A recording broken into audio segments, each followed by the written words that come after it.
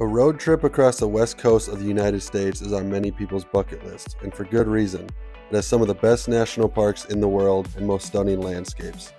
In this video, I'm going to go over the 10 best places to visit in order to make your road trip the best possible. Don't forget to like and subscribe. First stop is going to be North Cascades National Park in Washington. This is a hiker's dream with mountains in all directions and crystal clear blue waters. If you are into hiking, my recommendation would be the hike to Lake 22 and also Diablo Lake and the Ross Lake Dam, although there are many more. Next stop on the journey is Olympic National Park, also in Washington.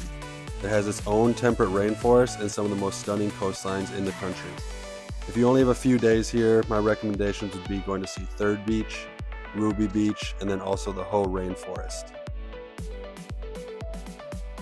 Heading south, your next stop will be Cannon Beach, Oregon.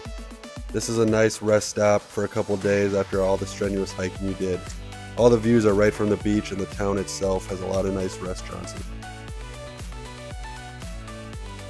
After Cannon Beach, you're going to head south to Depoe Bay, Oregon. Depoe Bay is most known for its dramatic cliffs and its whale watching. There's actually gray whales that hang out in the bay year-round, so it's a perfect time to do a whale watching excursion. While you're there, you can go see the Devil's Punchbowl and watch the surfers. I also highly recommend doing the God's Thumb hike that's located just outside of Lincoln City.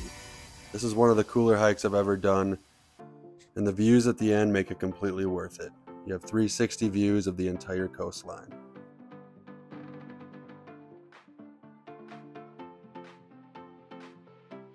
Next up is going to be Crater Lake National Park in Oregon.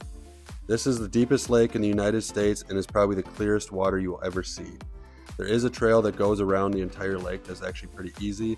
There is only one trail that goes down to the water, so I highly recommend doing that.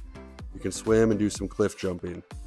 Parking can be an issue at this park though, so I would get there as early as you can and spend the entire day there. Next, you'll take a long drive to Yosemite National Park in California. Our time was cut short here due to wildfires, but even just driving through it, you could tell how amazing and huge the park was. They have unlimited hikes, and I highly recommend maybe going earlier in the summer when they don't have the threat for the wildfires. After Yosemite, you'll do another long drive to Zion National Park in Utah. This was one of our favorite parks. Right off the bat, you're going to want to do the Angel's Landing hike, but you have to sign up in advance for a bus pass. If you do not want to do that, you can go to East Zion and explore all the hidden trails there, as a lot of them are unmarked. They have slot canyons and 7,000-year-old petroglyphs. Another hike that you should do that also requires a reservation is the Narrows. Narrows is where you hike the Virgin River through canyons and has some of the craziest views you'll ever see. It can get a little sketchy walking on the water, so make sure you do get a walking stick. When leaving Zion, Bryce Canyon National Park in Utah is a perfect rest stop. You really only need to spend an hour or two here, but it's known for its unique rock formations, and most of it is actually visible from the parking lot viewpoint. Just outside of Moab in the desert is Arches National Park. It has a ton of hikes and is known for its unique rock formations. Although it was a little touristy, it still was worth it for a visit. There's plenty of easy hikes and more difficult hikes if you want. Your last stop will be Dead Horse State Park, just outside of Moab, Utah.